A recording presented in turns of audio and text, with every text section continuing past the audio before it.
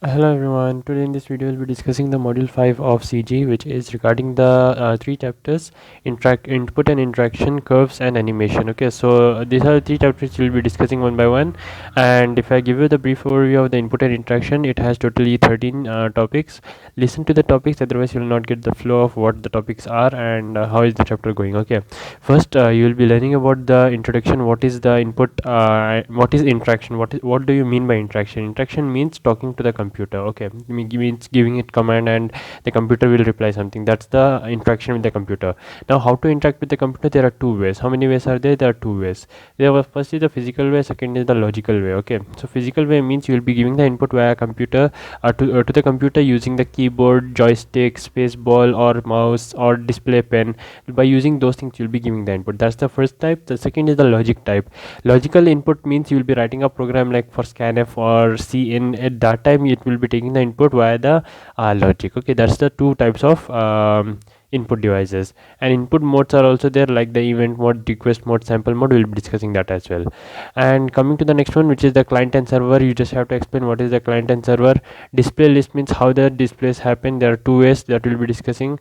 And display list and modeling, how do you define the display list? Display list is just like the menus. Okay, in the display list you will define what to display, and whenever you want to display that you will be calling that function. Then we have the programming event driven input using the pointing devices, keyboard events, window events. Using the pointing devices like the mouse, whenever you click any means place in mouse, what will happen is that cursor's position will be sent back. What will be sent back? The cursor's position. And keyboard events, window event means if you press any key, what should happen? Window event means if the window size is getting size at that time, it should change the output, right? So that's what the window event is. The display and the idle callbacks. Idle callbacks means if it does not have any animation in that, you will call idle callback. Otherwise the display callback should be called wherever wherein the changes will be reflected. And window management means how to manage the sizes of the window, reshape functions and all. Menus, picking and simple cat program, building interactive models, animating interactive programs by using two things: double buffering and using timer. And by using two buffers we can perform the animation, and using timer means after some time what should change, that will be defining. Design of interactive program using the tools, widgets and frame buffer, we'll be seeing some tools in that. And then we have the logic operations. Okay, so that was about the chapter 1, and I'll be coming to the chapter 2 and 3 when we discuss that. And these are the previous year questions which are appeared frequently. Explain the input and interaction from the first chapter: input device and client and server. What is the display list and modeling? What do you mean by that, and what are the terms defined in that? How do you initialize the display list? That we'll be discussing. And programming event driven input, there are three types that also you have to explain there: menus and picking, animating interactive programs, and write a short note on logical operations. So these are some of the things which we'll be discussing in the first chapter. So let's get started. And if you like this video, hit the like button and don't forget to subscribe to my channel. So we're going through each page in this PDF. So if there is something to explain, I will tell, or otherwise I'll tell what's the summary of it. Interaction means, you know, right, what is the interaction? You are communicating with the input and output devices of the system to give some command to the system, that is known as interaction.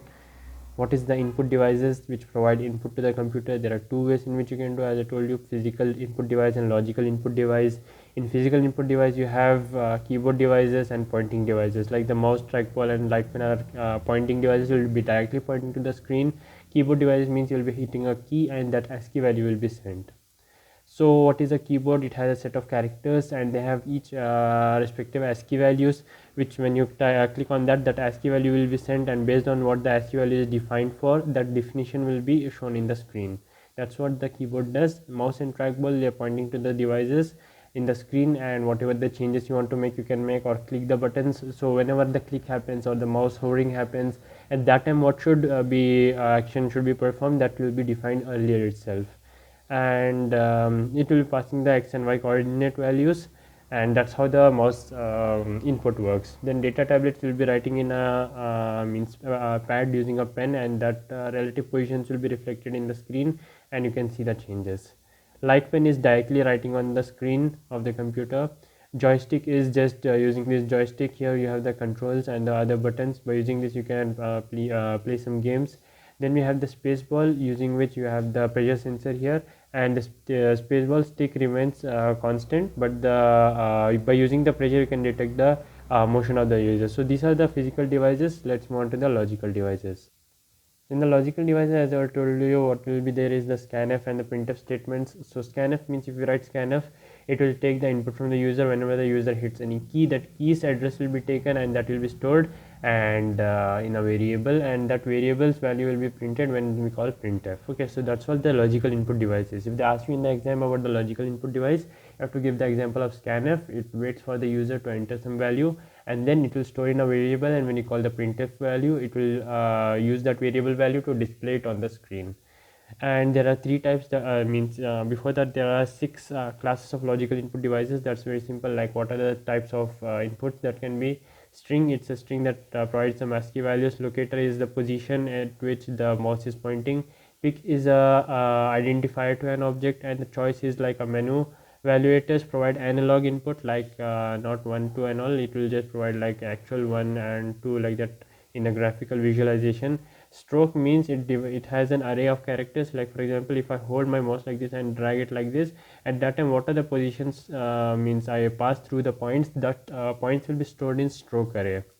And you have to mention that there are two input modes, which are measure and trigger. Measure means it will just return the application device status. Okay, what does that mean is, if I click on the screen at this position, the x and y coordinates of this position are sent back. That is the measure of the device. Trigger means I clicked it, what action should be performed. Okay, that is the trigger. Okay, so it can have three distinct modes. In the input modes, if they ask, you have to go to this depth. Okay, otherwise you just have to explain here if they ask about the topic which is logical input devices. Okay, in input modes, if they ask separately, you have to write the three distinct modes, which are the request mode, sample mode and event mode.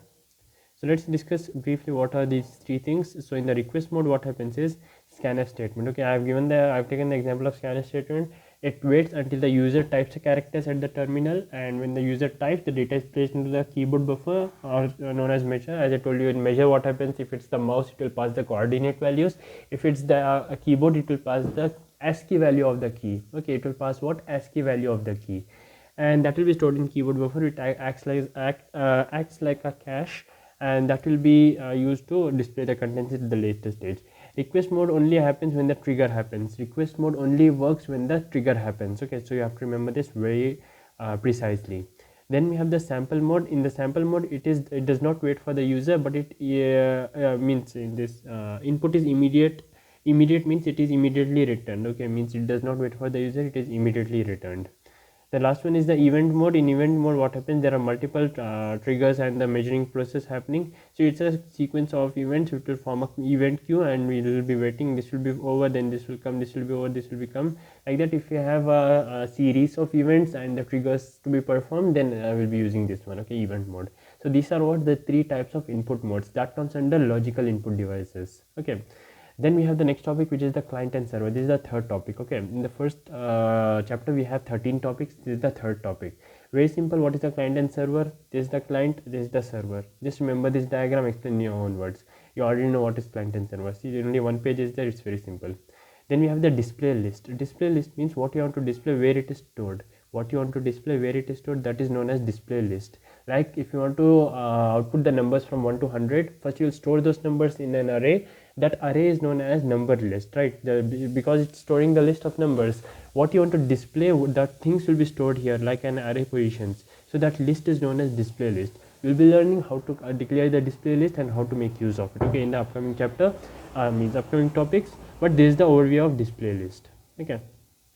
So there will be a display file where the things will be stored. What are the means items to be displayed, and also we'll have the processor, display processor, which is having a button. By using that button, we can display it. Okay. Then what we have, there are two modes in which the object can be drawn on the screen: immediate mode and retained mode. Immediate mode just draws for one instance. Okay, where this topic is coming from, this is in the display list.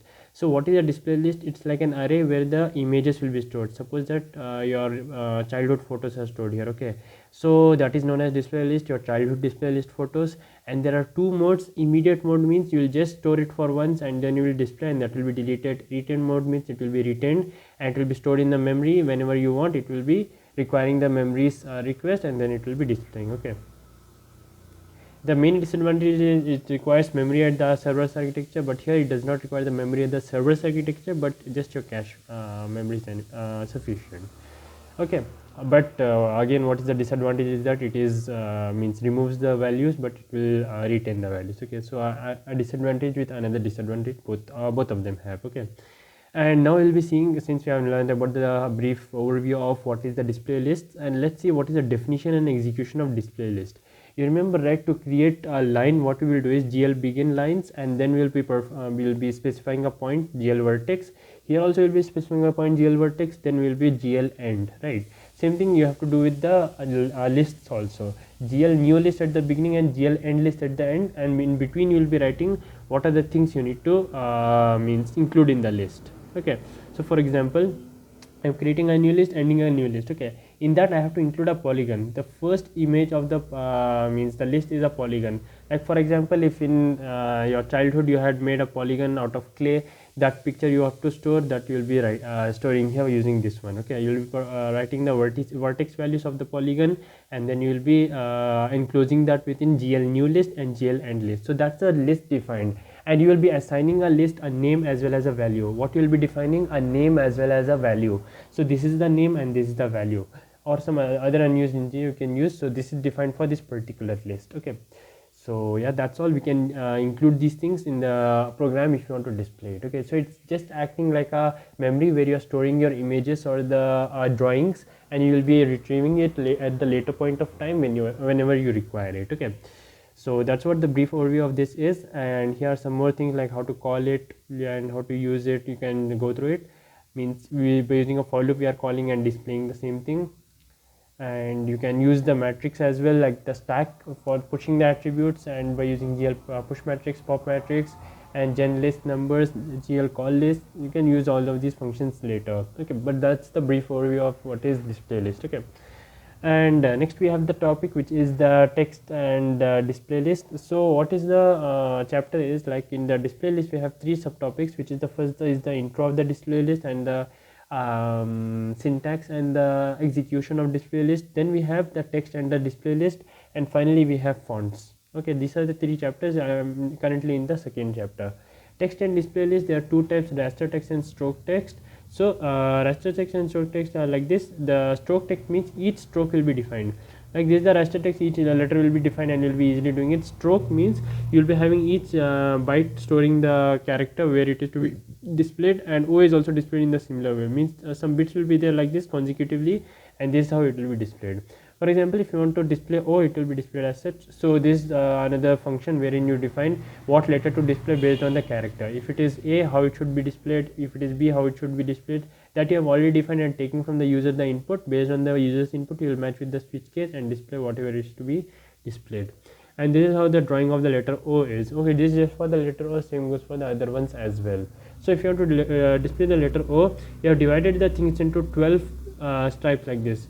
12 stripes. This is known as a stripe. Like 12 stripes you have arranged with a slight variation in angle. So if you look from far, it looks like a circle, right? So that's what that's how you display a circle in the screen, and the other letters as well. Okay, so that's the working of it, and this is the syntax values. You can go through it, and you'll be calling the functions end list, means between the GL new list and the end list you'll be calling our font I. Our font I is defined as this one. Okay, it means what is to be displayed when you will call our font I, and how the circle is to be displayed. Okay, so yeah, that's all what is there in the text and the display list. Then we'll come to the fonts. So you can have different fonts here. So GL stroke character for the stroke, or the bitmap character. These are the two types of characters, and stroke mono Roman in character, and globe bitmap 8/13 in character. This you will be using for displaying the different handwritings. Okay, and that was about the fourth topic, display list. Coming to the fifth topic, display list and modeling. Suppose that you have to draw a simple animated face. Whatever you can observe here, you have to define the function for that. Two identical circles, here is a triangle, here is a curved line, here is two more curved lines. So basically it's just three things here. There is a circle, circle, circle, that's the first thing. Curved line, curved line, curved line, that's the second thing, and the triangle, that's the third thing. So if you define three things here, you can change the size of it and display the simple animated face. So here is the function for it. For the defining the eye, you will be using this one. Defining the face, you will be using this one. And defining for the smiling line also, curved line also you can use. Okay, but in between the new list and the end list, you will define whatever is to be translated, calling the eye function and those things. And by using this, you can display the simple animated face. Coming to the sixth topic, which is the programming event driven input. In that we have the subtopics. 5 subtopics are there. How many subtopics are there? 5 subtopics are there. What are the 5 subtopics? Using the pointing devices. This is the first subtopic, pointing devices. Then we have about the keyboard, and then we have the window event and the display and idle callback. Then we have the window management. We'll go through these briefly. Okay, so what is pointing devices? The pointing device is the mouse. Okay, so in the mouse it can be a mouse event, which can be a passive movement or a clicking movement. Means if you are just hovering a mouse like this from your screen, that is a passive movement. And if you have observed, sometimes what happens is, like if there is an image here and you are hovering the mouse without clicking and you are staying in this position, it will display some information here or in the link below, right? What is the link of that image, where it is coming from, and what is the other information, what does the caption say about the image. Those things will be displayed when you just hover it. That is known as passive movement. Okay, if you just hover, what it is called passive mouse movement. Okay, and if you are clicking on it, either the buttons is pressed or released, that is another type of event, trigger event. Okay, if you're clicking and releasing, it is trigger event. If you are just hovering over it, it is called the passive mouse movement. And for defining that, you can have these functions. My mouse, you will be passing the state button and the x and y coordinate values. And you can also define, like if the button is left button, means in this mouse you are clicking the left button here, and the state is down means you have clicked it. Click means if this is the mouse from the other view. Okay, this is the mouse, you have clicked it, means this button will come to the down position, right? So that is known as glut down. So if you click the left button anywhere in the screen, at that time you will exit 0, means you will just click the left button for the exit operation. And whenever you are in that screen and you click left button, you will be exited from that screen. So that function is defined here. Okay, and we can do the other function as well, whatever we want. Like if you want to display a square, when the left button is pressed, and to exit the program, if the right button is pressed. So basically we have to define two functions, which is first for the exit and the second is for the drawing square. So let's define for the drawing square. We'll be using a GL polygon and specifying the coordinate values. And by using the other one, like exit, no need to define, you just have to write exit. And my mouse is the function which you will be calling. So firstly you will be defining button, left button, and glut state is equal to down, means we have clicked to call this function. Else we will be if it is the right button and the glut state is down, we have to call the exit function. So this is a simple function. Rest of the functions in the program are same. This is the main ingredient of this program. Okay, that's what I've explained. Then we have the second topic, which is the keyboard events. In the keyboard events, we are performing some operation like clicking a key. At that time, what should happen, that is getting defined here. Okay, so for here also, like for the mouse function, you are calling a callback function. Here we will be using glut keyboard function. My key means whatever the key is being pressed, something should be performed. That whatever the things it is to be performed is defined in my key. So my key is getting called here. Third, we have the window events. Window events mean dragging to the new position of the size of the window is minimized or maximized by using the mouse. At that time, the output also, which is visible here, should become small or big, right? So that's what the window events are. And we have the my reshape function. We will be parsing the width and the height. By using the width and the height, we will be reshaping the output of the screen. Okay, and yeah, that's all what is there in the window event. Then we have the display and idle callbacks. Display callbacks is invoked when the changes are to be performed. If it is not performing any changes and no events are happening, and we'll be calling the glut idle function. Okay, if the changes are happening, we will call glut display function. If the no changes are happening, we'll be calling the glut idle function. Then we have the fifth topic, which is the window management. Where window management means it also supports multiple window of given window. We can create a second top level. Okay, if you have defined id as glut create window second window, you can create another window just using this one id. Okay, you need not type this at the time. So that's what is there in the sixth topic. Coming to the seventh topic, which is menus. You already know what is menu. We'll be getting an options here. You have seen in scan and fill algorithm and Bezier curve. What is a menu? Like if you will get click the left or the right mouse button, you will get some options here, or clicking on which will be triggered to an event, and by using that we'll be performing some action, right? So that is what the menu is, and is the syntax for it. This also you already know: create menu, add menu entries, and attach menu means to the right button or the left button. So by using this, we can display a menu, and by defining for each what should happen, that also functions we can define. Means if this is click, what should happen, this click, what should happen, where it will be defined in the demo menu function. Okay, In that we'll be defining what should happen. ID will be taken as the digit, and based on the digit what should be happening, that will be defining here. Okay, and since the changes is happening here, we are calling the post redisplay. Okay, means the display should be changed, that's why we're calling post redisplay, unlike the other one which is glut idle function. If no changes are happening, that's why we're calling glut post redisplay. Okay, means display it again. Picking is the logical operation that allows the user to identify an object on the display. Picking means we are just identifying the object. Okay, picking means what? We are identifying an object. Suppose that there are a lot of items here. If you want to pick any item, what you will do, you will identify that object and then pick, right? Same thing goes here also. If you want to identify an object and select it, you will be using picking. Okay, so it is having the three ways. Means what is the difficulty is, it is difficult to implement the picking in the modern operating system because of graphic pipeline architecture. Therefore, converting from location on display to the corresponding primitive is not direct calculation. So here some complex things are happening because of the pipeline architecture, and it's not that simple. So there are three ways to deal with this difficulty, which is the selection. Selection means you will be selecting what part of the program you want, and clipping region and the viewport, and bounding boxes or extent is just that particular line. Okay, means not the whole like this. This is known as selection, and this is known as bounding boxes or extents.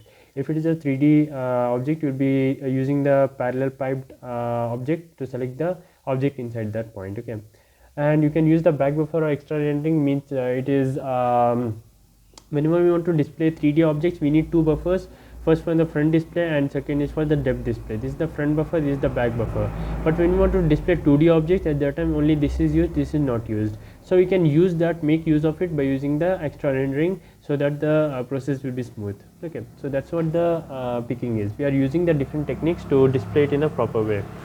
Okay, so that's what picking is. Then we have the subtopic, which is the picking and selection mode. In picking and selection mode, we will be defining a stack, and that acts as a cache. Okay, means if you have defined some images here, and the recently images used will be stored in the cache, which is the selection select buffer, and whenever you call another one, we'll be using the same from the cache instead of again drawing it or from the calling from the memory again. So that's known as hit, like how you use in the system software also, like the page replacement algorithms. Here also the same thing is happening, just with the images. Okay, so here are some of the syntaxes and the things which we will be using. Like for example, if you want to just display this part of it will be stored in the cache, and that will be displayed in the screen whenever we want. Okay, so that's what is there in the picking process, and here is an example. We'll be defining few functions for using it. Okay, so we'll be having the hits and the renders mode. Process hits, let post redisplay. By using this, we can select the particular object, store it into the cache. Whenever we want, we can access it, and we can display it in a faster way. Okay, so here are some of those functions and the loops which are performing. So for the same thing we are doing that. Okay, so that was about the picking process, and the next topic is the simple CAD program. Here is just the question like design a CAD program for displaying the polygons and all. So that's very simple. So the program is not given here, but means implementation is just like we'll be defining lists here for the different polygons. We'll be storing those polygons in a separate array, which is the selection array, and whenever we want, we can call it and display it. Okay, if you want to display it in an animated fashion, you'll be displaying using calling the means you'll be calling using the for loop by changing the positions of the object. For example, if I display x0 y0, x1 y1, x2 y2, x3 y3, it will be displayed as an animation if it's in the for loop, right? Also, you can add timer to it to display it as a smooth animation. So those things can be done, and that's what about the small simple CAD program. Moving on, we have the next one, which is the building interactive models. So interactive models means there is an instance. Instance means whatever it is to be displayed, that thing. Okay, that is the instance. And if you want to store that instance, we can use to store it in the instance table. Whatever you want to display, you will be storing in instance. If you want to store it for the later purpose, you will be using instance table. Whenever you want to display, you will be using calling that and displaying. So it will look like interactive program, right? If you want to like there is a button here. If you want to click it, and if you click that button, it should get erased. At that time, an instance will be stored which will have with the button. So this is the array of instance. This will have with the button, and if you click it, it should be vanished, right? So it will have another one which is the vanish button instance. So when you click on this one, what will happen, this will be called and this will be coming here, it will look like the button has been vanished. That is how the interactive models work. Okay, it's just one page, you can go through it. Animating interactive program, that's also the same thing. If you have a square here within a circle and the theta values are defined here, if you want to change the theta values and see the changes in the square, what will happen, the theta values will be changed in the program and the new theta values will be displaying the new square values. Okay, so that's how the interactive programs, animation and all works. So here's some of the functions, like you'll be defining a polygon with the theta values and we'll be calling again and again the display function with the new theta values, so the new theta values will be displayed. Idle means it will happen automatically.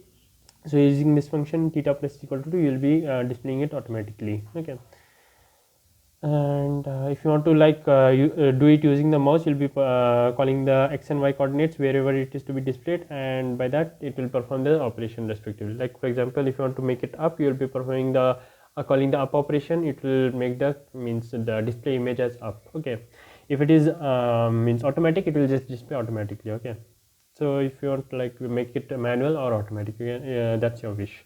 Double buffering means we can use the two buffers for more smooth viewing of the thing. That's what the double buffering is. Using the timer also you can do timer means you can wait for some time, then do, wait for some time, then do, then that will become more smooth. If it is too fast, it will be blur. Okay, so that's what about the timer and the double buffering is. Okay, design of interactive program. Here are some of the key points written: how to design an interactive program, smooth display, variety of interactive devices, variety of methods, feedback tolerance, design that incorporates both consideration for human and motor properties of human. So it should be visually looking good. Okay, that's what the design of interactive program is. For that we can use some toolkits and the frame buffers, widgets and frame buffer, pop-up menus. You already know what is pop-up menus. Rubber banding means you will be using that if you want to draw a line, you will be dragging it from here to here. Instead of that, what you can do, point x1 here, x2 here, it should draw a line automatically. That is rubber banding. Okay, logical operation, there are two things: replacement mode or exclusive mode. If you have drawn an image here and you want to replace this image, you will be again performing the same operation, like whatever you want to display on the same thing, that is known as replacement mode. Exclusive means what happens is, for example, see here, if I show you a picture here, picture of a triangle. Let's take one pixel here. In this pixel, the values of the pixels are 1 0 0 1. If I perform the XOR operation with some value, like for example 0 1 0 1, okay, if I perform the XOR operation with this value, what answer I get? Different means 1, right? 1 1 0 0, 1 1 0 0 I got. Again I will take 1 1 0 0. This is the exclusive OR operation. Again I will perform the XOR operation with this 0 1 0 1. At that time what I get? 1 0 0 1. Again what I got? The first thing only. So this is how you decrypt and encrypt the images in the means for the graphics thing. Okay, that's what the exclusive OR operation is. Even if you go through it, you can easily see here. So one special property of XOR operation is that if you apply it twice, it returns to the original state. That's what we use for the decrypting and the encrypting of the images. Then we have the drawing erasable lines. Erasable lines means we draw a line here and perform the XOR operation to erase. Again, if you want to display, we will undo it, and what it will do is again it will perform XOR operation, so it will be displayed. Okay, that's how you use that. Means you will take the advantage of the XOR property to draw erasable lines. And the code part is here, you can go through it. It's very simple, just the normal drawing of lines and performing the XOR operations. Okay, so XOR color is also the same thing. If you want to just display a blue color or just a yellow color or just a red color or some combination of it, you'll be storing its XOR values and you'll be performing that XOR operation, just like filters. Okay, if you want to display a red filter, you'll be performing XOR operation with the red filter, so it will display it as red. Again you will perform the red operation and it will be removing the red filter. You can use the overlay planes. So here are some overlay planes. You can use either only blue, only green, only red, or RGB together. Okay, that's all what is there in the first chapter. So here are some of the important questions, like available logic input device we discussed, measure entry also we discussed, and request mode, sample and event mode with request mode, and differentiate these two things. Logical input operation by picking in selection mode. OpenGL program to display a square when left button is pressed and exit when right button is pressed. Display lists, how to display this triangle here, and the hierarchical menus. Characteristics of good interactive program, double buffering and rotating or spinning cube, that program, that 3 program I guess, that one. So these are the things like we already discussed. What are these things? Make sure you go through these questions and be prepared for it before exam, because these questions are taken from the previous year question papers. Okay, so that's all for this first chapter. Let's move on to the second chapter, which is curves. Coming to the second chapter of module 5 of CG, we have the topic which is curves. Okay, so in curves we have these following topics: curved surfaces, quadric surfaces, OpenGL quadric surface and cubic surface functions, Bezier spline curves and Bezier surfaces, and OpenGL curve functions and corresponding OpenGL functions. Okay, so basically we have some curve and quadric surfaces, Bezier spline and Bezier surfaces, and some functions. So these are the three things in which this chapter is divided into. So let's get started and go through the topics and see what all the important things are. Okay, so what is a curved surface? Curved surface, we all know what is a curved surface. It's a surface which is not linear and it has the curved properties in it. Okay, so that's what the curved surface is.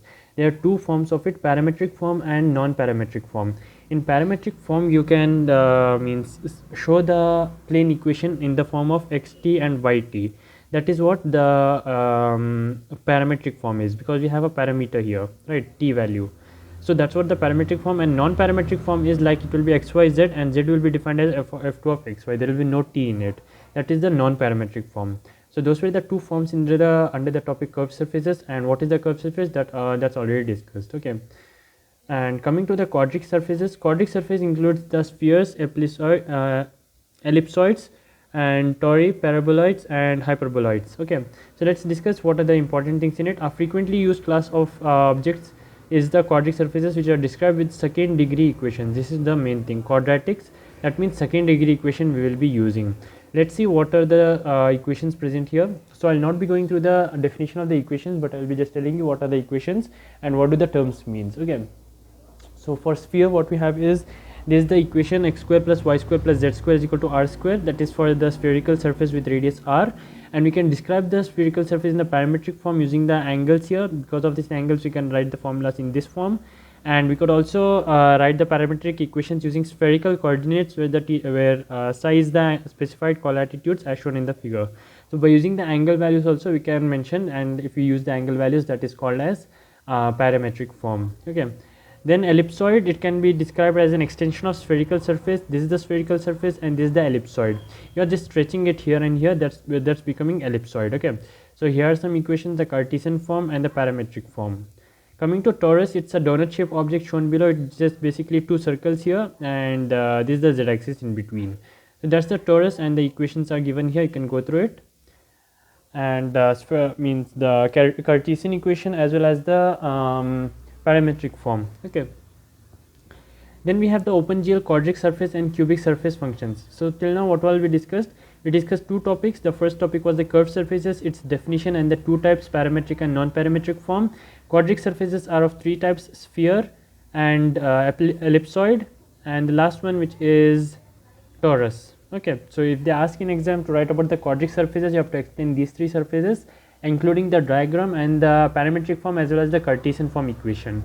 And about the curved surfaces, there are two types, parametric and non-parametric. You have to explain them using an example, like what are the parametric form you can express using the t parameter, and the non-parametric form you can just express like x, y, z, and z can be defined further as f2 of x, y, right?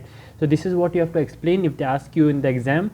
And about the curved surface, you can write an equation. I mean the definition of it. Okay, so those were the first two topics, curved surfaces and quadric surfaces. Now let's see what are the OpenGL functions available for us to utilize these two surface equations.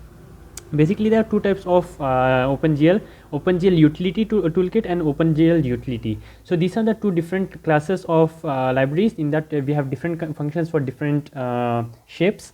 So for the glut functions, we can display a sphere, cone, torus, or the teapot.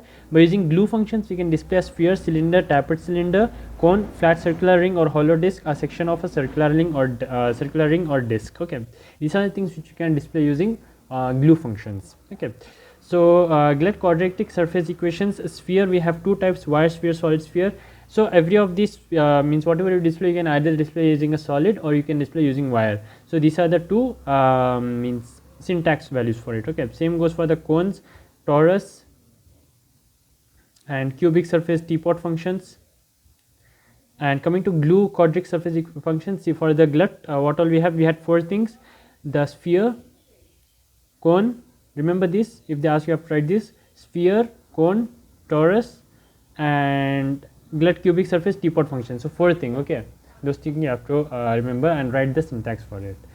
Coming to glue quadric surfaces, to generate a glue surface using glue functions, assign a name to the quadric, activate the glue quadric renderer, designate values for the surface parameters. Okay, so this is the syntax for it, for generating the surface parameters.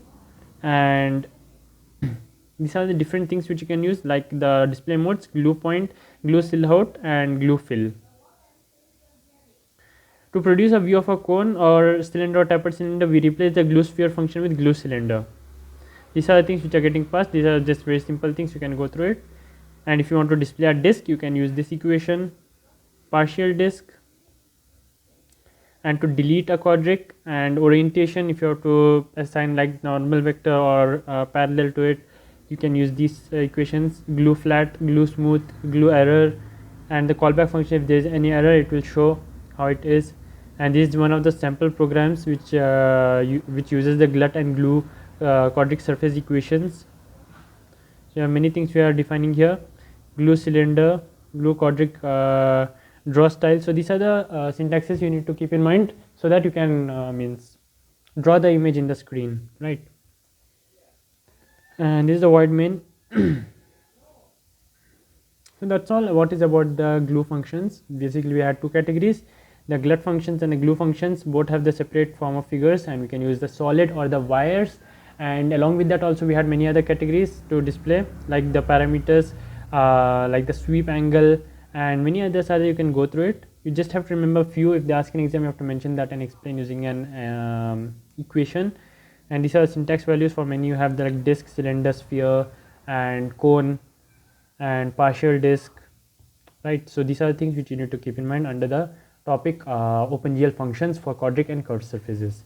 Next, moving on, we have the Bezier spline curves.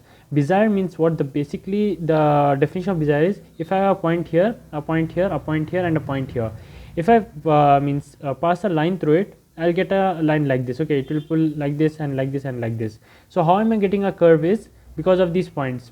Because of this point, what happens? This line gets pulled towards it, and because of this point it gets pulled towards it, but it will not touch it. So just the pulling will happen, and that will produce a curved type of line. That is what the Bezier spline curves is. Okay. So here are some equations. I'll be going to the equation as well as the numerical in the next topic, but this is what it's written here. We will be finding out x, y, and z for each of these, like what will be the x value, y value, and z value, so that we will be able to perform form a curved line. Like you can observe here, p0 to p2. One of the properties is it will start from the starting point and end to the same ending point. In between whatever points we have, it will be inclined towards it, and it will come back here like this. 2 points are here, 3 points, 4 points, 5, 6 points. It will be like this. Okay, and these are the equations which we will be using to calculate the coefficient values. And the same program which is in the chapter the program 9 of our syllabus, which is the Bezier curve, which is given here. So it's included in the module 5. If they ask an exam, you have to write the same program. And the property 1 is the first line, first point and the last point are means the line will be intersecting that points, and you can calculate using these equations. Property 2 is like it lies within the convex hull, which is the convex polygon boundary of the control points. So if this is the control points, it will not pass like this out of the control points. It will be in between the control points itself.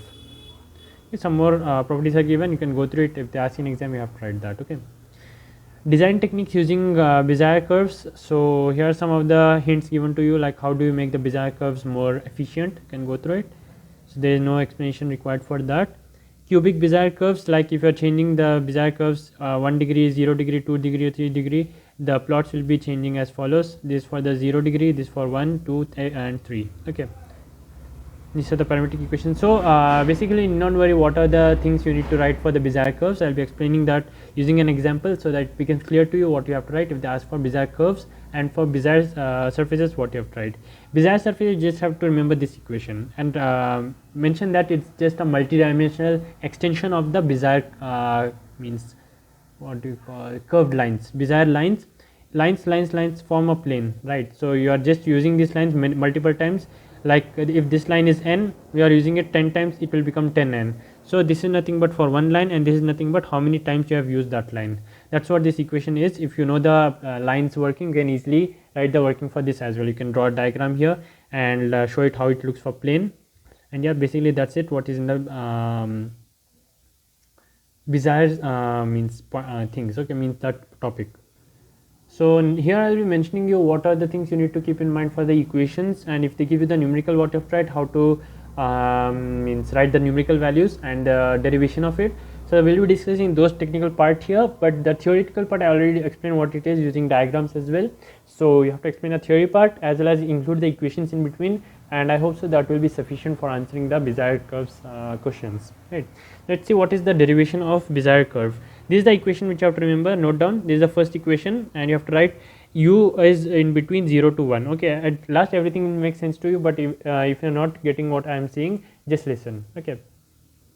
N plus 1 control points. How many control points? Control point means these are the points in between the line pass. So here we have 3 control points. Okay, and this is another equation, and we are just substituting instead of c of I as this one. So we are just substituting this here. It's nothing. And for the degree 3, what we are doing is, if the degree 3 is there, there will be 4 control points. If the degree 3 is there, there will be 4 control points, because control point is n plus 1, where n is the number of degree. So the equation will be edited as follows. Okay, it will go from 0 to n. So for each we have to write this one. Okay, like p0 b0 3, p1 b1 3, p2 b2 3, p3 b3 3. Okay, and you have to write here. So that's about the pu. Pu will be expanded as follows: pi and bi. Just keep I same, and n will be the maximum limit, and in bracket you have to write u. After you have done this one, let's see how to approach this one. What is b of 0 3? B of I n is defined as follows. B of I n of u is defined as follows. We are just substituting the values here. So if you substitute the values here, it will become c of 3 comma 0 u raised to 0 1 minus u raised to 3 minus 0. That will be further classified as c of 0 is written as this one, and 1 minus u cube. So if we simplify it, we will get this one. Same thing goes for 1, 2 and 3 as well. So after we have got this one, we will be classifying it for x, y and z, because we need the values of x, y and z coordinates, right? So this is just the value we have got for the general equation. So for the this is the general formula: p0 1 minus u cube, p1 3u 1 minus u square. After we have got that, we have to find out individually for ux, uy and uz. The same equation is here, just the difference which is happening is with p0 you will write x0, with p1 you will write x1, with p2 you will write x2, with p3 you will write x3. After that you will be substituting the xyz values to find out these answers. Okay, so let's see a problem based on that. It will make the things more clearer to you. So here are the 4 points given to us: a, b, c and d, and we have the control points 4. Okay, this p0, p1, p2 and p3. Okay, after we have got 4 points here, what we are supposed to do, we have to first write what equation of the Bezier curve. This I already told you, keep in mind.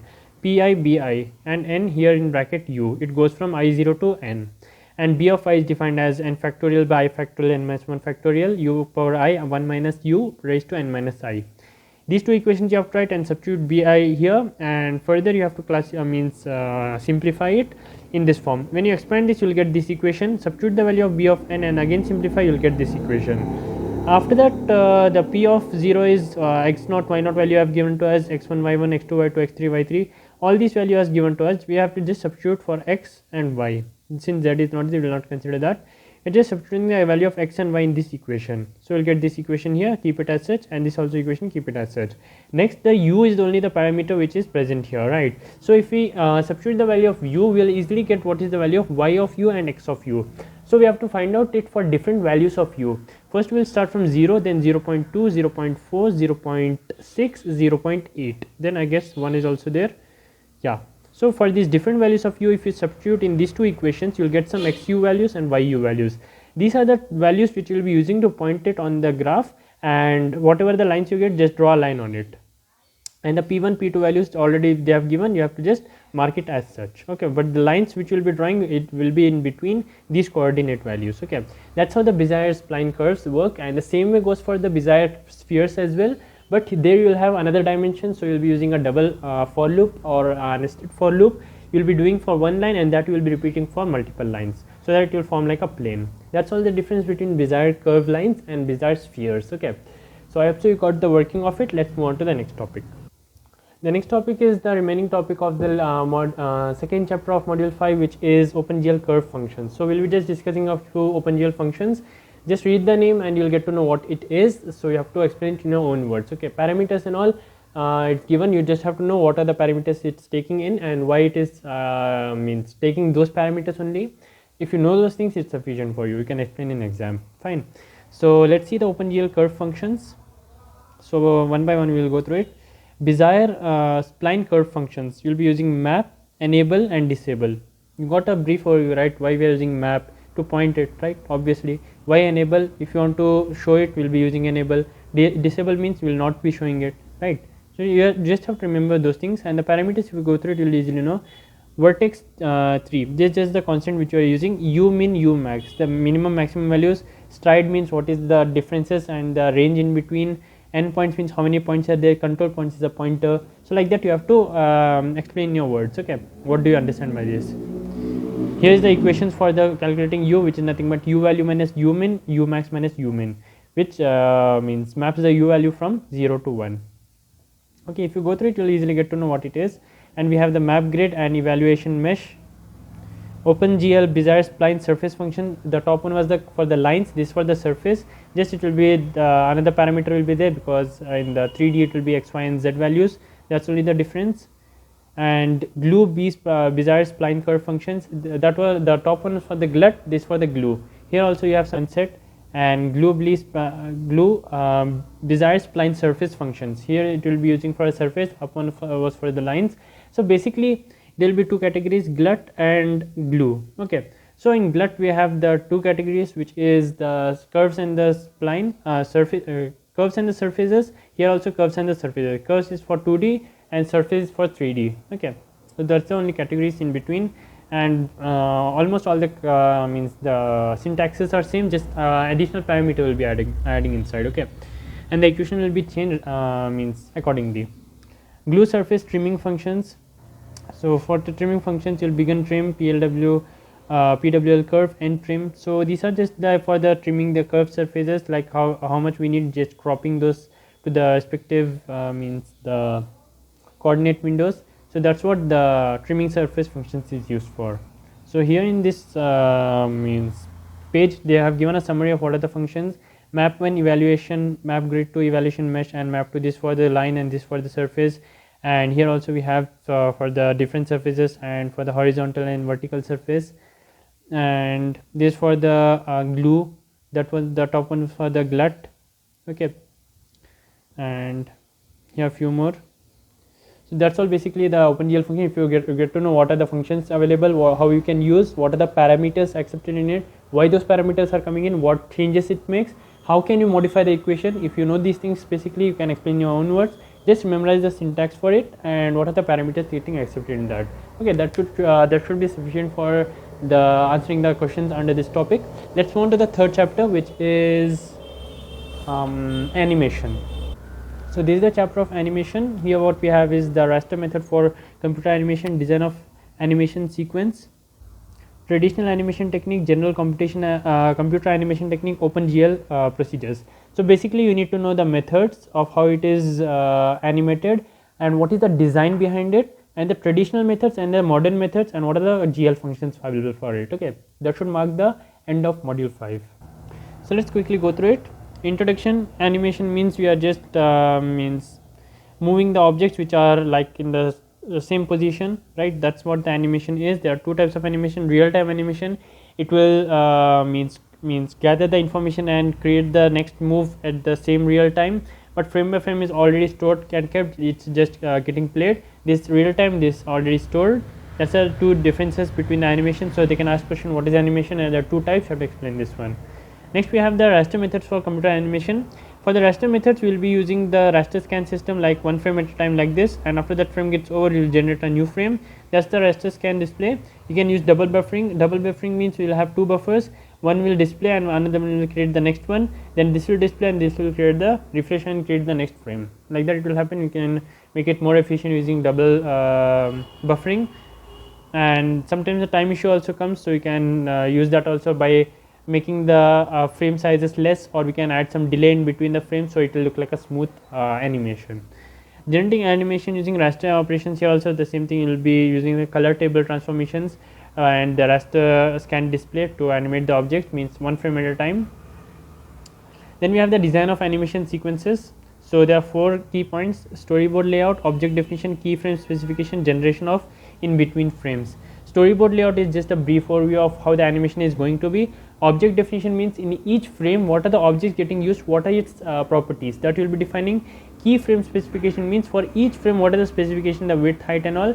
Generation of in between frames. In between frame means there should not be a delay in between. If there is a delay, it should show a smooth transition between the 2 frames. That's what getting defined here. If you can explain it in your own words, it will be sufficient for you, right? That's what they have explained here. You can go through it for more information. In traditional animation techniques, what they use is the squash and stretch. Means if there is a ball coming from here, in the traditional, means old times, what they used to do, it's coming and the gravity is pulling it. So what happens is the ball will be slightly stretched, and when it comes here it will be totally like means close to the ground like a flat ball. Then again it will bounce and go, it will become long and it will become normal. So that's the squash and stretch technique. Another technique which is getting used is the timing technique. So what happens is, as the ball moves towards the ground, at that time the time interval becomes more, right? So if it was like in this position only, and after once again it will move faster towards the ground. So that was another technique which is used in the traditional means techniques to show animation. And we have anticipation also, means if the ball is coming in this way, the anticipation will be like means some wind will be here like that, okay, those things will be there. Those were the 3 things in which they used to animate in the traditional times. So general computer animation function, how do we do this in modern times is like we'll be setting our routines and the GL functions will define, and some of the key points are mentioned here, like how the animation happens. We'll be setting a database for the objects and the frames, and then we'll be moving it in a smooth way, like we'll be using the camera motions like the zooming, panning and tilting. Finally give the specification for the keyframes, how it should be displayed. Basically you can write this in your own words, right? So if you know the basics of animation, then you can explain it in your own words. Finally we have the OpenGL animation procedures. These are the procedures and the syntax values, you can go through it. It's very simple, and here's the program for the animation. Okay, so it's very simple. You'll be using some switch statements for the buttons, like what button you click, what animation should show and when it should stop, right? So it basically is the cube rotation program that we have to write. Okay, so that's all what basically is in the module 5 of CG. And make sure you hit the like button and subscribe to my channel. Thank you so much for watching. I'll see you in the next one.